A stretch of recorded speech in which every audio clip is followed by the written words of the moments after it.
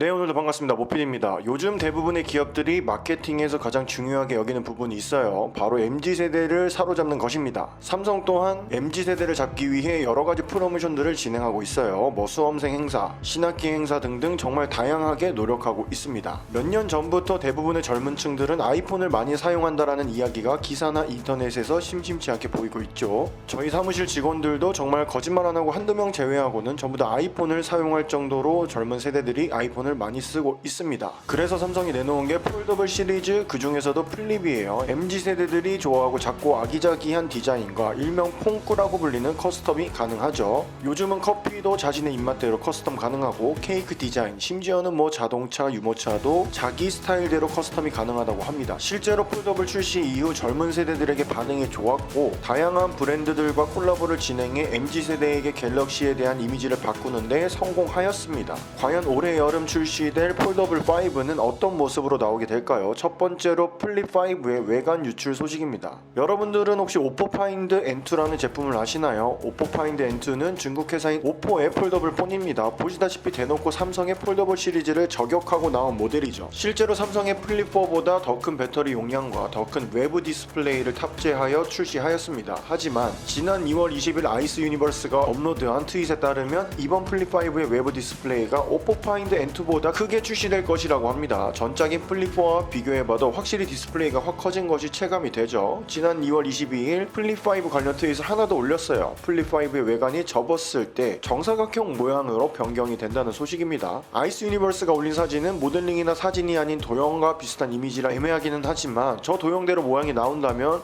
글쎄요, 저는 플립의 옆으로는 살짝 얇고 위로 긴 디자인이 개인적으로 마음에 들었어서 오히려 정사각형으로 나온다면 바지 주머니에서 꺼내기가 더 힘들어지지 않을까라는 생각을 해봅니다. 같은 날인 2월 22일 또 하나의 유출 소식이 있습니다. 플립 5의 렌더링 이미지예요. 오포 파인드 N2보다 크게 출시된다길래 사실 저는 N2랑 비슷한 크기이거나 거기서 조금 더 키워놓고 어때 우리 너네보다 크게 했지? 라고 할 줄 알았는데 생각보다 차이가 많이 납니다. 진짜로 저렇게 나온다면 저 부분이 다 터치가 되는 것인지, 터치가 된다면 외부 충격에 얼마나 강하게 견딜 수 있을지, 케이스는 어떻게 나올 것인지 궁금해지긴 합니다. 두 번째로 힌지 관련 소식입니다. 폴더블 시리즈는 출시 때부터 힌지에 대해 말이 많았어요. 불량 문제도 흔했고 핸드폰을 떨어뜨리면 힌지 부분이 잘 깨져서 대부분의 필름 유저들은 힌지 보호 필름이나 케이스를 착용합니다. 힌지 부분에 먼지나 이물질이 들어가면 핸드폰이 완전히 펴지지 않기도 하고요. 힌지 교체 비용은 심지어 비쌉니다. 힌지가 액정 패널과 일체형이기 때문에 힌지만 단독으로 교체되는 것이 아니라 액정까지 모두 교체해야 하기 때문이죠. 웬만해선 무상 교체도 잘 안 해준다고 합니다. 삼성도 힌지의 문제점을 잘 인지하고 있었고 폴더블 시리즈 출시 때마다 힌지에 대한 기술을 개발하여 업그레이드 해왔었습니다. 작년에 출시된 폴더블 4 시리즈만 하더라도 힌지 크기를 줄이고 내구성을 단단하게 업그레이드하여 출시했었죠. 그렇다면 이번 폴더블 5의 힌지는 얼마나 업그레이드되어 출시가 될까요? 지난 2월 25일 아이스 유니버스의 트윗에 따르면 이번 플립 5에서는 물방울 힌지를 적용한다고 합니다. 이 물방울 힌지는 중국 폴더블 제조사들이 많이 사용하는 종류의 힌지로 화면을 접을 때 디스플레이가 말려 들어간 모양이 물방울을 닮았다 하여 물방울 힌지로 불리는데요. 물방울 힌지는 화면이 접히는 반경이 넓어지기 때문에 화면 주름이 눈에 덜 띄게 할 수 있다는 장점이 있습니다. 또한 화면을 접었을 때 생기는 틈새를 줄일 수 있다는 장점도 있고요. 위 사진은 실제로 물방울 힌지를 적용한 제품인데요. 보시면 접힌 상태에서 틈이 거의 보이지 않죠. 하지만 이러한 물방울 힌지에도 단점은 있습니다. 바로 방수 방진이 안 된다는 것인데요. 사실 요즘 스마트폰에서 방수 방진은 기본 중에 기본이죠. 이러한 방수 방진에 관련해서 삼성이 어떻게 대처할지 바로 다음 챕터로 넘어가 보도록 하겠습니다.